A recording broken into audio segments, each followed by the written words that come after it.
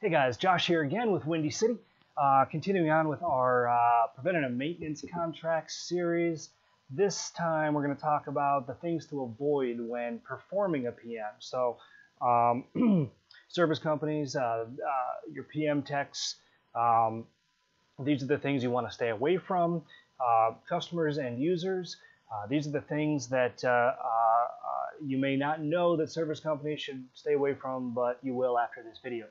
So a couple of obvious things, okay, is anything that's a safety concern, you immediately stop. You do not attempt to clean it, to repair it, anything but note it. All right, note it, bring it to the attention of the manager, bring it to the attention of the facility director, bring it to the attention of the cook, the chef, anybody and everybody. All safety concerns need to be taken completely seriously. All right, and the first thing that should always be done if you notice a safety concern is condemn the piece of equipment and let somebody know exactly what that concern is, so we can get a proper diagnosis and get that unit either repaired or replaced immediately.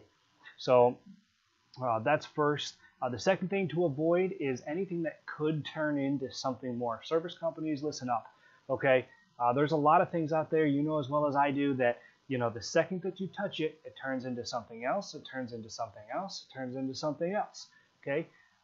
As we talked about before, prices being driven down on the PM contracts, we do not have the luxury of spending more time than necessary on these PMs, because what we already consider as a win by breaking even can be completely shot out the window if you get into something that you then have to rectify on site and can't justify why it happened to begin with.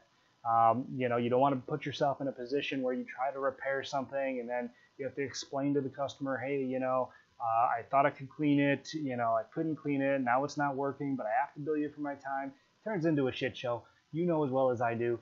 All right, so make sure you avoid anything that could turn into that scenario. Okay, the other thing to avoid is obviously being in anybody's way. All right, I know and I completely understand, and my customers will understand, and users will understand.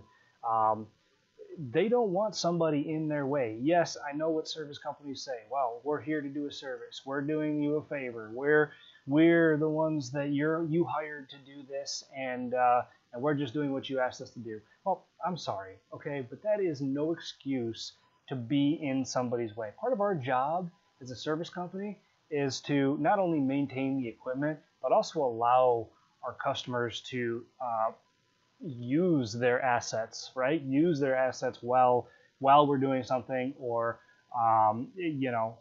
we can't hinder their operation, is what I'm saying. The second we start to hinder their operation, they don't need us. All right, they're paying us to have the opposite effect.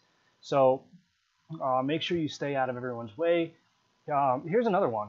Okay, more equipment specific. Don't PM an ice machine. If you're going to do it properly, do not PM an ice machine 2 hours before lunchtime, because you know what? They need ice. And unless you want to go to the corner store and pick up 6 bags of ice so you can replace the ice that the customer doesn't have, then don't do it. All right. And yes, I know you can take the ice, you can save it, you can put it in the freezer, which we have to do sometimes with time constraints, but whenever possible, avoid doing ice machines when you know that the customer is going to need that. All right. Another rule of thumb I like to stick by, and it doesn't apply for everything, but especially when you're doing the equipment in the restaurants, is no Fridays. Okay. No matter what you do, no matter how safe you are, you're always going to run into circumstances on PMs where something's not going to work right, or something hasn't been cleaned in a while, so you clean it, and then you start to have problems. It broke some calcium free, and now it's locking up a valve or something. The last thing that any customer wants is on something that's supposed to maintain the equipment to actually bring it down on one of your busiest nights, going into probably your busiest night. So try to avoid those types of PMs on the weekends. And Fridays. I mean, there's certain equipment that's okay, but use your best judgment. That's why you do what you do, right? So you can make that distinction on which equipment you can probably do on a Friday and which equipment you can't. I have specific customers that do not want us to touch anything on Friday, and I completely abide by their wishes. No reason for me not to. It could very well turn into a situation that nobody wins, and that's not the type of situations we create. That's not how we're going to change the perception of the industry. All right, so anyway, those are just some things to avoid on PMs. Make sure you subscribe below if you haven't already. Check out our podcast, the Perception Evolution Project. Sign up for our newsletter. I think there's a link below somewhere down there. Let me know any questions, comments, ideas, concerns, anything that you have that you want to hear me talk about. Let me know. All right, so thanks again for watching, and we'll catch you next week.